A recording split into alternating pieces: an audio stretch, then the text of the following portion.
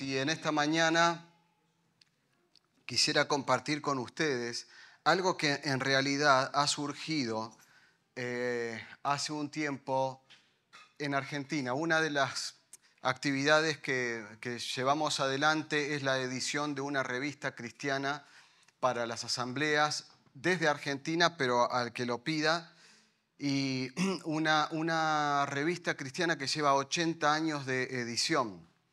Es un ministerio que lamentablemente, como es papel y como es costos de correo, lamentablemente, ustedes saben, papel y encima correo es carísimo, tiende a desaparecer.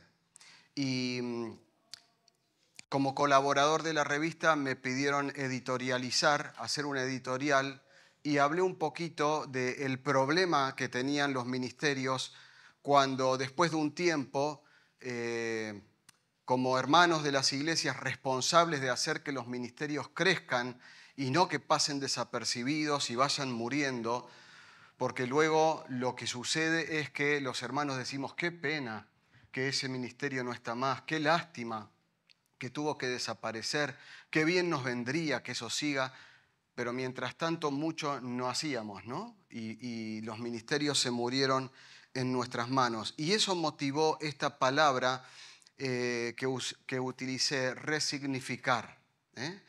Hay lo que hoy se llama una morfología léxica, ¿no? Es el tema de cambiar las palabras y palabras viejas, decirlas distinto para que suenen un poco más importante. Entonces nosotros nos vamos a encontrar con palabras como, por ejemplo, paradigma, que hoy se usa mucho.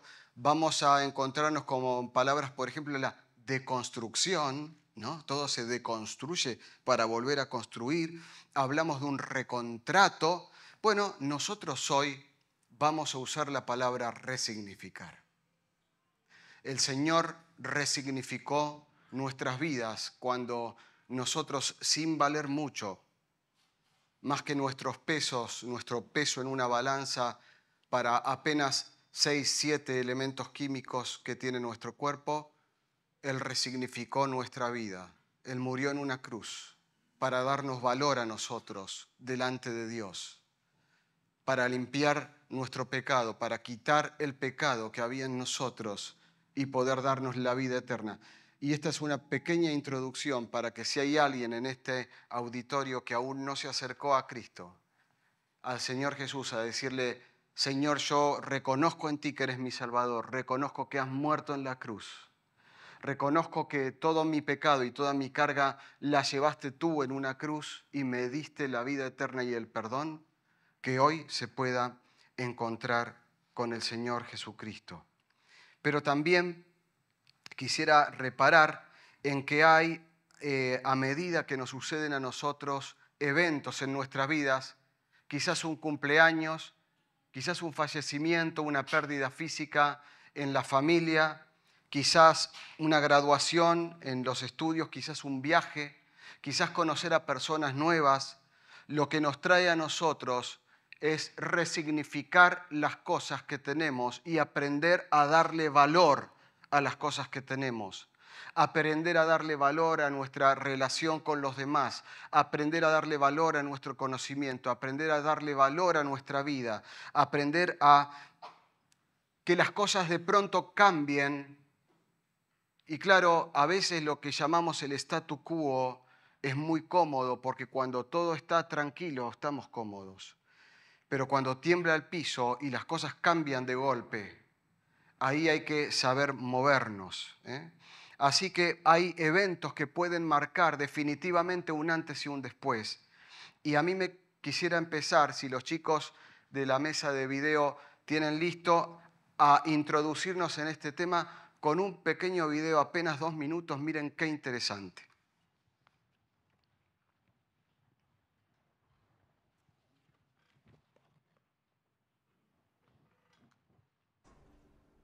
El águila es el ave que posee la mayor longevidad de su especie. Llega a vivir 70 años. Pero para llegar a esa edad, a los 40 años de su vida tiene que tomar una seria decisión. A los 40 años, sus uñas curvas y flexibles no consiguen agarrar a las presas de las que se alimenta. Su pico alargado y puntiagudo también se curva. Apuntando contra el pecho están sus alas, envejecidas y pesadas por las gruesas plumas. Volar es ahora muy difícil. Entonces, el águila tiene solo dos alternativas: morir o enfrentar un doloroso proceso de renovación que durará 150 días. Ese proceso consiste en volar hacia lo alto de una montaña y refugiarse en un nido próximo a una pared donde no necesite volar. Entonces, apenas encuentra ese lugar, el águila comienza a golpear con su pico la pared hasta conseguir arrancárselo. Apenas lo arranca, debe esperar a que nazca un nuevo pico con el cual después va a arrancar sus viejas uñas.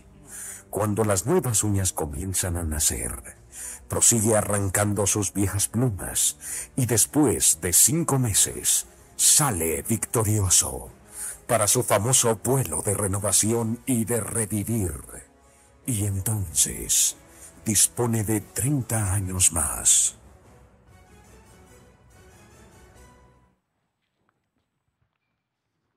Bueno, no sé si conocían esta curiosidad sobre el águila. No son todas las águilas ni todas las especies. Hay algunos que son detractores de esto, pero claro, esto se da solo en el águila arpía, que es una de las más grandes especies. Llega a medir 1 metro, 1,20 m de altura, con sus alas extendidas a más de 2,50 m, y toma esta decisión. Es para el águila un proceso doloroso, es o morir o cambiar o renovarse. Entonces, a mí me pone a pensar que a veces nosotros tenemos que pasar por tiempos de dolor para poder resignificarnos. Tenemos que pasar por tiempos muy complicados en nuestras vidas para poder volver a volar, para poder volver a comer bien, a tomar bien, a nutrirnos bien. Estas águilas tienen una especie de buche especial en el tracto digestivo y como comen presas muy grasosas y en estado vivo, resguardan esa grasitud. Los que a veces hemos visto la dieta cetogénica, vemos que las grasas son un buen combustible para la nutrición, a pesar de que a veces no nos demos cuenta o pensemos lo contrario, y viven hasta 5 meses sin comer. No toman agua, porque el agua la sacan directamente de sus presas. El águila tiene una visión tan aguda que a kilómetros de altura puede ver una ratita y salir a la caza de su presa viva.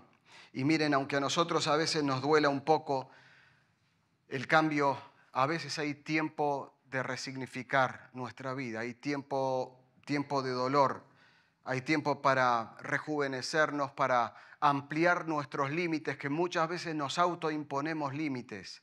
A veces pensamos que nuestra edad es un límite, que nuestras capacidades son un límite, que nuestra cuenta bancaria es un límite, pero Dios dice que nos hizo nuevas criaturas y que nos da una mente, camino a la perfección como la mente de Dios. Y nosotros pareciera que a veces nos olvidamos de estas promesas y que nos estancamos en nuestra vida cristiana y llegamos como a una meseta donde decimos, bueno, yo ya soy cristiano, tengo al Señor, voy a la iglesia, canto el domingo y vivimos solamente una vida dominguera. Y nos olvidamos de crecer, nos olvidamos de crecer. Para el águila es reclusión o renovación y a veces a nosotros nos falta cambiar un poquito de hábitat. Nos falta desprendernos de algunas costumbres que seguimos arrastrando de antes. Nos falta reflexionar. Qué lindo es sentarnos a veces a reflexionar en el silencio de nuestra alma, en el silencio quizás de nuestra habitación, en el silencio del mar tan bonito que hay por acá, en el silencio de una montaña y quedarnos hablando con Dios un rato para poder renovarnos. Dice en Apocalipsis 21, yo hago nuevas todas las cosas. Dice 2 Juan capítulo 2, hijitos míos, quiero que sepáis que si alguno ha pecado, abogado tenemos en Cristo Jesús. Hoy aboga por nosotros, mañana será juez justo, pero hoy tenemos abogado. También dice la palabra en Mateo y en otros evangelios, si un miembro te es ocasión de caer, es mejor quitarlo y no perder todo el cuerpo por causa de uno. ¿Qué quiere decir todo esto? Quiere decir que llega un momento en que tenemos que valorar las cosas que nos suceden y ver qué estamos haciendo con nuestras vidas. Si algún hermano ha caído, nosotros mismos hemos caído, tenemos que buscar la restauración. De modo que si alguno está en Cristo, nueva criatura es. Las cosas viejas pasaron, y aquí son todas hechas de nuevo. Así que ahí está. Sabemos ahora que tenemos que de vez en cuando resignificar la vida, renovarnos, pero ¿cómo hacemos para renovarnos? Y ahí está la carta a los Efesios que les invito a leer desde el capítulo 4. Desde el capítulo 4, y vamos a hacer desde el versículo 17. Efesios 4, 17 en adelante. Esto pues digo y requiero en el Señor, que ya no andéis como los otros gentiles que andan en la vanidad de su mente, teniendo el entendimiento entenebrecido, ajenos de la vida de Dios por la ignorancia que en ellos hay, por la dureza de su corazón, los cuales después que perdieron toda sensibilidad, se entregaron a la lascivia para cometer con avidez toda clase de impureza. Mas vosotros no habéis aprendido así a Cristo. Cristo no dice eso. Si en verdad le habéis oído y habéis sido por él enseñados, conforme a la verdad que está en Jesús. En cuanto a la pasada manera de vivir, y acá viene un modo de cómo nosotros podemos cambiar, que no somos tampoco nosotros, sino el Espíritu. En cuanto a la pasada manera de vivir, despojaos del viejo hombre, que está viciado conforme a los deseos engañosos, y renovaos en el Espíritu, en la naturaleza nueva, en el Espíritu de vuestra mente, porque ya hay un hombre nuevo, no está la mente vieja. Entonces dice, y vestíos de ese nuevo hombre, creado según Dios en la justicia y santidad de la verdad. Y continúa ahora el apóstol dando aquí unos consejos a los efesios en el versículo 25, por lo cual, desechando la mentira, hablad verdad cada uno con su prójimo, porque somos miembros los unos de los otros. Airaos, pero no pequéis, no se ponga el sol sobre vuestro enojo, ni deis lugar al diablo. Y sigue con los consejos y compara, el que hurtaba antes no hurte más, sino que trabaje haciendo con sus manos lo que es bueno, para que tenga que compartir con el que padece necesidad. Siguen los consejos, ninguna palabra corrompida salga de vuestra boca, sino la que sea buena para la necesaria edificación, a fin de dar gracia a los oyentes. Y viene ahora un punto clave, y no contristéis, no achiquéis, no le quitéis lugar, no lo hagáis chiquito al Espíritu Santo de Dios, con el cual fuisteis sellados, es decir, apartados, garantizados, reservados para el día de la redención. Quítense de vosotros toda amargura, enojo, ira, gritería, maledicencia, toda malicia. Antes sed benignos unos con otros. Qué lindo es que la Biblia hable unos con otros, ¿no? Unos con otros. Y dice, sed benignos unos con otros, misericordiosos, perdonándoos unos a otros como también Cristo os perdonó a vosotros Dios les perdonó a vosotros en Cristo Jesús. Y también dice en Romanos 12, no os conforméis a este siglo, no os amoldéis, no toméis la forma de este siglo, sino transformaos en vuestra mente. Y acá tenemos que pensar en que Dios nos ha dado una elección para hacer, o nos renovamos o morimos. Mariano, qué fuerte es lo tuyo. Sí, mira, Dios nos ha dado un hombre nuevo con el cual revestirnos y una naturaleza nueva que es una naturaleza que tiende a la naturaleza de Dios y que por nuestro pecado, nuestro viejo hombre que sigue ahí tratando de ocupar el lugar, no llegamos a vestirnos por completo del nuevo hombre. Pero hay una puja, hay una pugna, una pelea entre la vieja naturaleza y la nueva naturaleza. Y a nosotros el consejo que se nos da es, muchachos, chicas, creyentes, vestíos del nuevo hombre. Y por otro lado, no contristéis al Espíritu Santo. Y hay muchos hermanos que a veces piden una más porción o más cantidad de Espíritu Santo. Cuando leemos la palabra entendemos que Dios ya nos dio todo el Espíritu Santo que necesitamos.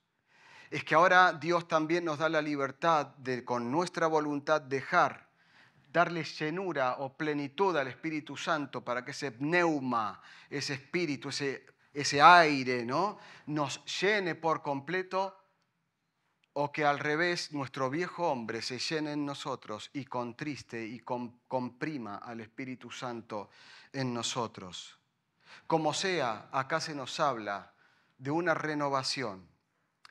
Morir el viejo hombre y la vieja naturaleza y renovarnos en el nuevo hombre y renovarnos en la nueva naturaleza. Y es difícil, es un camino. A través de nuestra vida ninguno de nosotros camina por la perfección, sino que tenemos tiempos de prueba y pruebas difíciles, pruebas muy difíciles. El tiempo de prueba es un tiempo, creo yo, no sé qué pensás vos, hermano, pero es que el tiempo de prueba es un tiempo de aprender también a valorar, de aprender a renovarnos, de aprender a reflexionar. ¿Será la adolescencia un tiempo de prueba? Ayer estábamos con los jóvenes y una joven dice, la adolescencia es un constructo social. Es verdad. Hoy la adolescencia se ha extendido hasta los 30 y tantos o 40 y tantos años, mientras que tendría que ser una adolescencia un tiempo cortito de 3, 4 años y se ha extendido. Pero ¿será un tiempo de dolor la adolescencia? ¿Será el tiempo de reflexión personal? ¿Será, como dijimos, la pérdida física de un ser querido? ¿Será una enfermedad crónica que nos hizo tambalear el piso y que nos descolocó? ¿Será un hermano caído? ¿Sabes una cosa, hermano? Hay muchos versículos en la palabra de Dios que a nosotros nos traen un regocijo increíble y que en tiempos de prueba a nosotros nos hace pensar en lo bueno que es nuestro Dios y cómo nos ayuda este Dios bendito que no solo nos regaló la vida eterna, sino que también nos regala su compañía en esta tierra. Y a veces nos agarra la ansiedad y estamos pensando, ¿y qué va a pasar? Y está el apóstol diciendo, hermanos, algunos eran de estos que mencioné, hermanos, no se dejen seguir como los otros gentiles que se entregaron, dice, se entregaron por completo a la lascivia, es decir, se entregaron por completo al pecado que hay en el mundo. Es que saben una cosa, Dios no tienta a nadie porque Él no puede ser tentado. De nuestra propia concupiscencia dice la palabra que somos tentados y que tenemos en algún momento que parar, cambiar nuestra vida y ofrecérsela al Señor. No podemos negar que hoy hay un montón de ideologías que, hermanos, no son nuevas esas ideologías, Satanás, dice el viejo conocido refrán, dice, más sabe el diablo por viejo que por diablo. Y no hay muchas ideas nuevas, no es demasiado creativo Satanás para eso, pero hoy hay ideologías. Si a mí me dicen el amor es el amor, yo lo puedo interpretar de distintas maneras. Pero cuidado, acá dice que aquellos que estaban entregados, se habían entregado voluntariamente a las lascivias. A nosotros nos dice, muchachos, no se crean mejores que otros. El que esté firme, el que cree estar firme, mire que no caiga. Pero el tema ¿cuál es? Es que tenemos que tender a caminar como Cristo caminó. Si nosotros pensamos en el águila, pensamos en este tipo de águilas, que es las que toman esta decisión y que se recluyen ese tiempo sin comer bien, sin tomar líquido, aunque no sea lo que usualmente hagan, pero están en un tiempo de renovación. Hermano querido, quizás necesitamos un tiempo de disciplina, de que Dios como un Padre bueno nos esté disciplinando, nos esté marcando unos límites para que nos podamos mover nosotros. Y no necesariamente por pecado. Vieron que de la disciplina por lo general se habla cuando hay pecado. Es verdad que el pecado oculto tampoco permite avanzar. Es verdad que el pecado en nuestras vidas es lo que nos separa de Dios.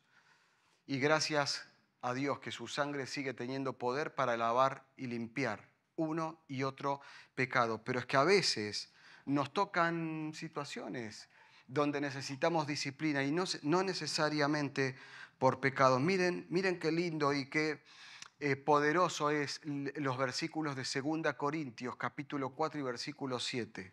2 Corintios 4, 7 dice: nosotros tenemos este tesoro, nosotros los creyentes, los hijos de Dios, tenemos este tesoro, es decir, la luz del Evangelio tenemos en nosotros, vasos de barro, que somos los mensajeros, y dice, para que la excelencia del poder sea de Dios y no de nosotros. De nosotros, y sigue el versículo, ¿qué? De nosotros, que estamos atribulados en todo. ¿Le suena esto? ¿Le suena? A mí me suena. Atribulados en todo, mas no angustiados.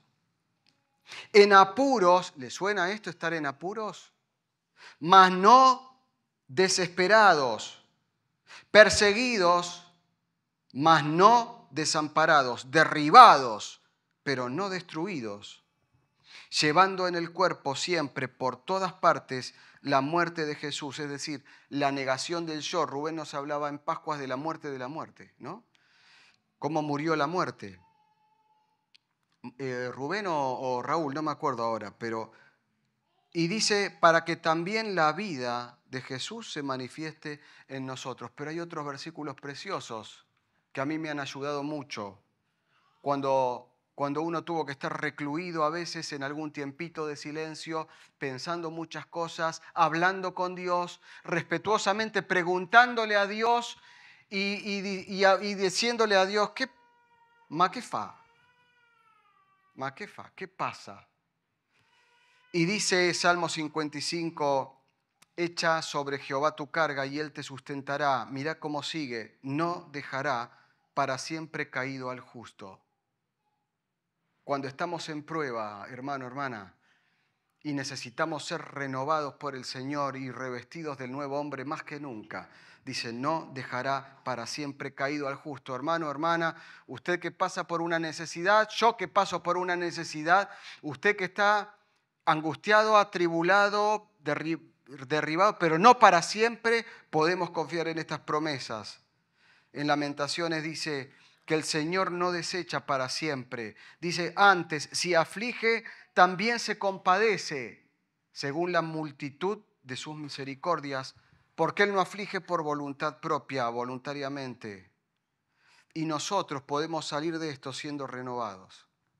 El caso que vimos hoy del águila es un caso de renovación. ¿Y qué versículo le suena a ustedes con el águila y la renovación? A muchos ya le venía ese versículo a la mente. Isaías 40, 28 dice, ¿no has oído que el Dios eterno es Jehová, el cual creó los confines de la tierra, el cual no desfallece ni se fatiga con cansancio, su entendimiento no hay quien lo alcance? Él da esfuerzo al cansado, Él multiplica las fuerzas al que no tiene ninguna. Y nos golpea ahora a nosotros, a todos nosotros. Dice, los muchachos se fatigan y se cansan. Los jóvenes flaquean y caen. Dice, pero los que esperan a Jehová, los que esperan en el Señor, tendrán nuevas fuerzas. ¿Y qué dice? Levantarán alas como águilas, correrán y no se cansarán, caminarán y no se fatigarán. Vieron que hay algunos que vuelan, algunas aves, que hacen unos pasitos y luego vuelan, ¿no? Hay otras aves que no pueden comenzar su vuelo desde nivel cero. Por ejemplo, los murciélagos, los vampiros, siempre terminan en un lugar alto porque ellos no pueden salir y tomar vuelo desde nivel cero. Tienen que dejarse caer y entonces volar. ¿Sabían eso? No sabían eso, ¿eh? Sabían. Álvaro, una persona ilustrada. Pero si ustedes ven en cámara lenta un águila, no necesariamente corre, pero levanta las alas, da un salto y comienza a volar. Hermanos, no nos hace falta nada más que al Señor Jesucristo para comenzar a volar. Y quiero dejarles, antes de terminar, una curiosidad. Apocalipsis 4:7, que no lo vamos a leer, ahí describe a unos seres vivientes. Describe a 4. El primer ser viviente dice que tiene figura como de león, o mejor dicho, no voy a dar el orden de Apocalipsis, voy a dar el orden de los evangelios. El evangelio según Mateo narra al Señor Jesucristo como rey, ¿sí? Mateo lo narra al Señor Jesucristo como rey. Y tiene que ver con la figura de Apocalipsis 4, con la figura del león, el rey. En Marcos se dedica a poner al Señor como siervo, habla del Señor como siervo. Y en Apocalipsis 4:7 tiene que ver con la figura del buey o del becerro, el que hace fuerza, ¿sí? El que trabaja. Lucas pone al Señor Jesucristo como al hombre perfecto, ese hombre con rostro de ángel que en su humanidad ha sido perfecto, es el Hijo del Hombre en mayúscula. Pero ¿sabés que Juan relaciona a la figura del águila con el Señor Jesucristo como el Hijo de Dios? Juan habla de el Hijo de Dios, no del Hijo del Hombre en perfecta humanidad, sino el Hijo de Dios en su completa y perfecta divinidad. Y cuando habla del águila, el águila es el rey de las alturas.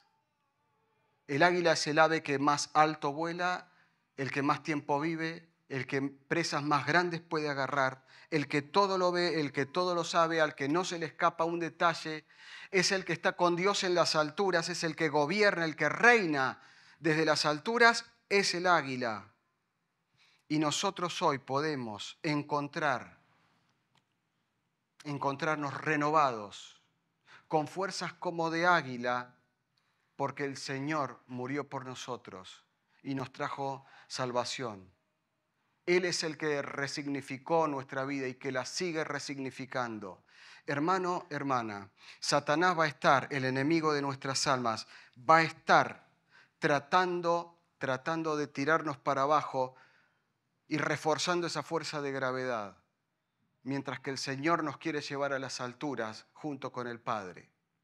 De nosotros va a depender que nos revistamos del nuevo hombre con la nueva naturaleza y que no contristemos al Espíritu para que podamos cada vez vivir más con este Señor que reina en las alturas, que vendrá, dice la palabra, a buscar a los suyos para ya no separarnos nunca más. Y Él está ahí en las alturas. Tenía un versículo que Dani, cuando nos motivó en el tiempo de alabanza, de una u otra forma lo comentó cuando cantamos Hay libertad. Rompió las cadenas del pecado. Y dice que el Señor nos va a llevar, nos va a transformar de gloria en gloria. Ahí estaba Moisés, hablando con Dios, pero cubierto con un manto para no ser lastimado con la gloria de Dios.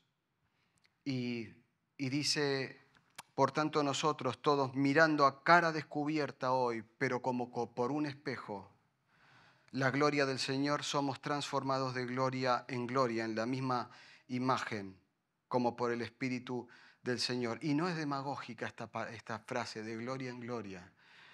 Porque Dios tiene lo mejor para nosotros. Lo mejor aquí en la tierra. Tiene gloria para nosotros, sus hijos en la tierra. Y tiene gloria para nosotros, sus hijos en los cielos. Hermanos, hermanas, que podamos confiar cada vez más en nuestro Dios y que podamos poner nuestras vidas en sus manos. Tenemos todos, como yo le digo, nuestros fantasmas que nos persiguen, ¿no? Tenemos todas nuestras cosas que arreglar. Tenemos todos nuestros dolores, nuestros fallos. Pero usted va a preguntarle a los hermanos que más dolor, mismo acá en la iglesia, hay hermanos que vienen con dolor, pero vienen a los cultos y los disfrutan. Y que viven su vida cerca de Dios. Yo quiero aprender de esos hermanos también. A esos hermanos les agradezco porque son una inspiración para mí, para intentar estar siempre con el Señor, realmente congregarnos en su nombre, pensar en Él, y que este pensamiento del día de hoy nos pueda motivar a que nosotros estemos cada vez más cerca de las alturas como hace el águila. Que Dios nos bendiga.